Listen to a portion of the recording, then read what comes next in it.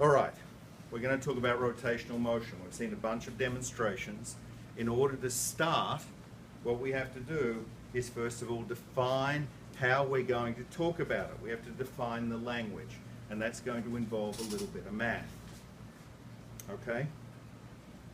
So, we're going to talk first about angular quantities, then we're going to talk about constant angular acceleration, rolling motion without slipping, torque, which is the rotational equivalent of force, rotational dynamics, torque and rotational inertia, or moment of inertia, solving problems in rotational dynamics, rotational kinetic energy, angular momentum and its conservation, the vector nature of angular quantities.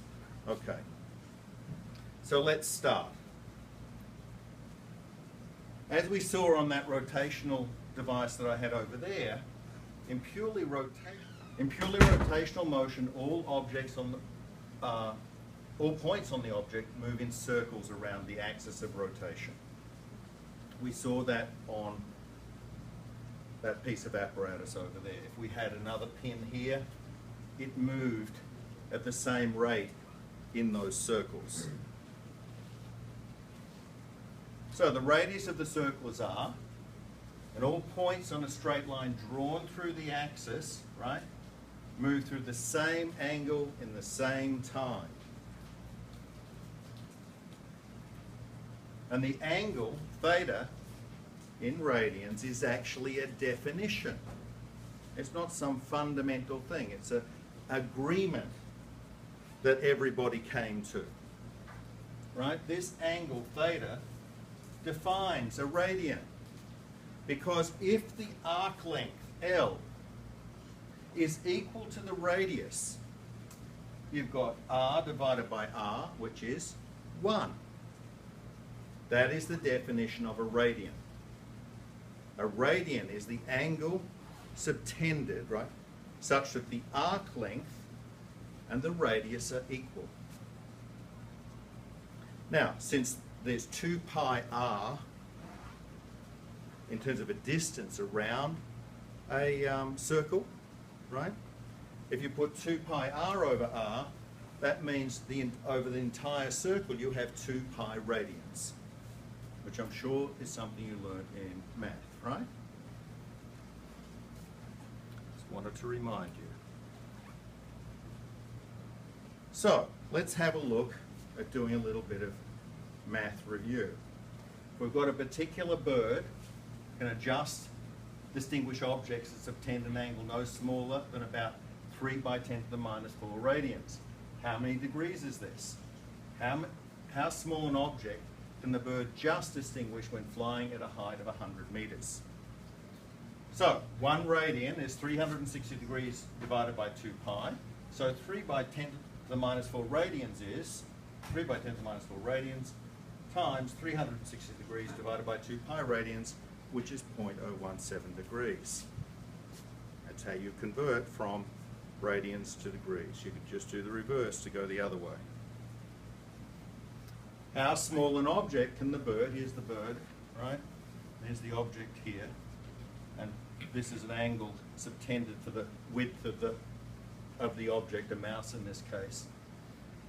How small an object can the bird just distinguish when flying at a height of 100 meters? Well, we know that L equals r theta, and for small angles, the arc length and the chord length are approximately the same. Right? It's an approximation we can make. So since r is 100 meters, and theta is 3 by 10 to the minus 4 radians, we've got that this length is 100 times 3 times 10 to the minus 4, 3 by 10 to the minus 2 meters, or 3 centimeters. Let's talk about angular quantities. We have an angular equivalent of linear displacement, and that's called the angular displacement. It's the final angle minus the initial angle, delta theta. And you can see that that can have some type of direction. because it depends if it's going clockwise or anti-clockwise, right? In fact, it will make a difference to you when you're on that thing over here. If I had spun the wheel the other way, when you did one thing, it would have sent you the other direction, right? Average angular velocity is defined as the total angular displacement divided by time, just like it is for linear velocity, right? So, average angular velocity is the change in theta over the change in time. We want to talk about the instantaneous velocity. We do this weird thing called taking a limit, which you will come across, I think, in calculus next year. Have you come across limits yet? We're doing that right now. You're doing that right now. Okay, so it's very important, the relationship between physics and calculus, right? So if you've already done limits, you'll know what this means, right?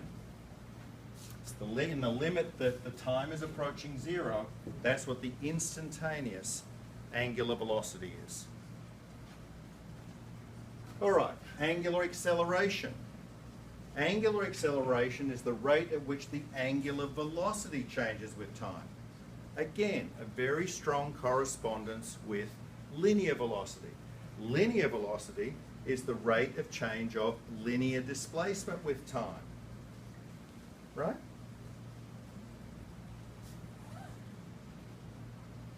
And the instantaneous acceleration is also a limit, right? It's the limit as delta t goes to zero of the change in angular velocity over the change in time.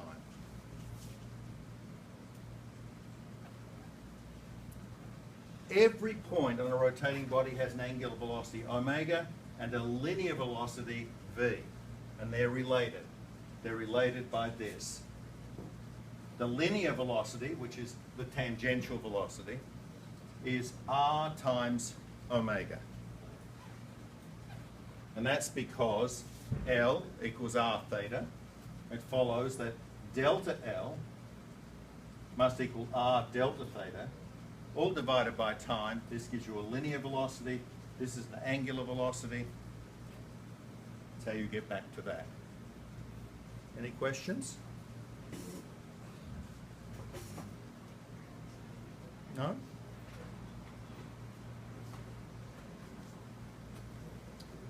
So, as we observe, and as the equation says, objects farther from the axis of rotation move faster than those closer to it, right? So v, how fast it's moving. If this is small compared to another object, which is at a bigger radius, the velocity is going to be slower.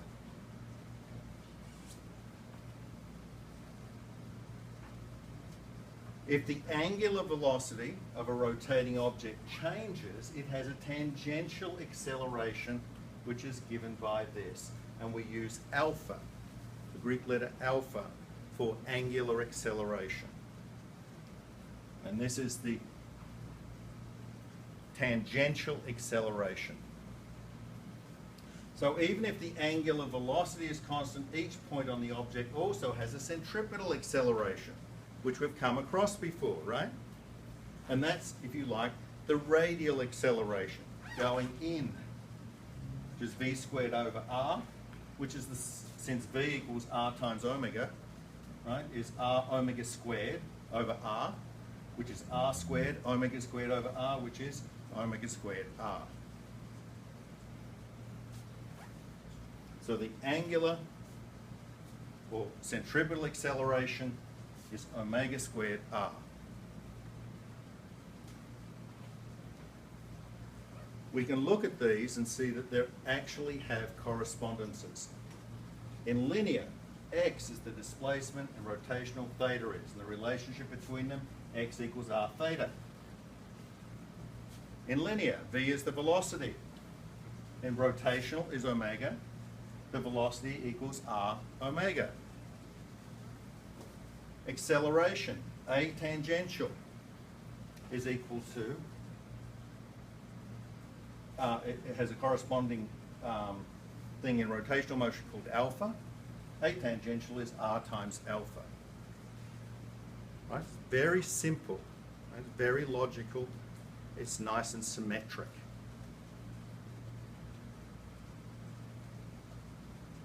We've already come across this in our discussion of simple harmonic motion. Frequency is the angular velocity divided by 2 pi.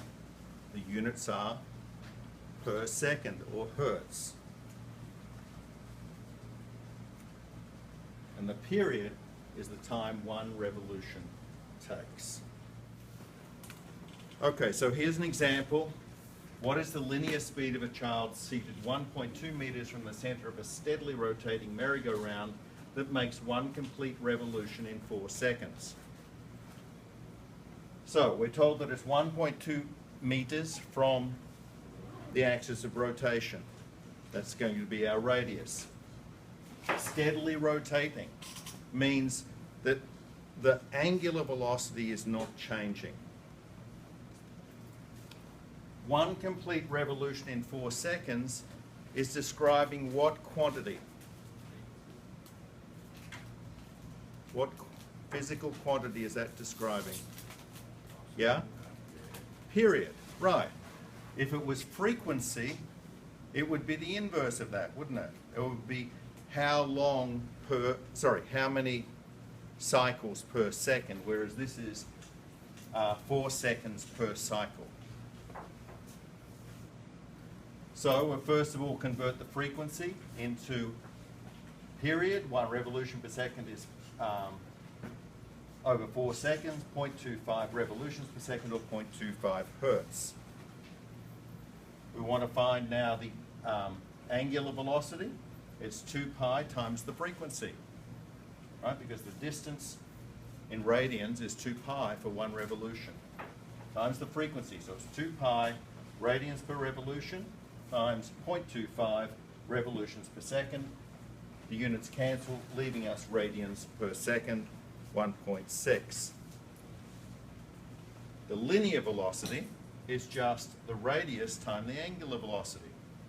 So it's 1.2 meters times 1.6 radians per second is 1.9 meters per second. You might ask me, what happened to the radians? Well, radians are really unitless. We know that they're a measure of angle, but they're really not a unit in that sense. What is her acceleration? Okay, so since the angular velocity, 1.6 radians per second, is constant, the angular acceleration must also be 0. It's not changing, right? Angular velocity is not changing, the acceleration must be 0. So that gives us the tangential acceleration also being 0. But we still have a radial component of the acceleration, which is going to be omega squared r, 1.6 radians per second squared, times 1.2 meters, or 3.1 meters per second squared.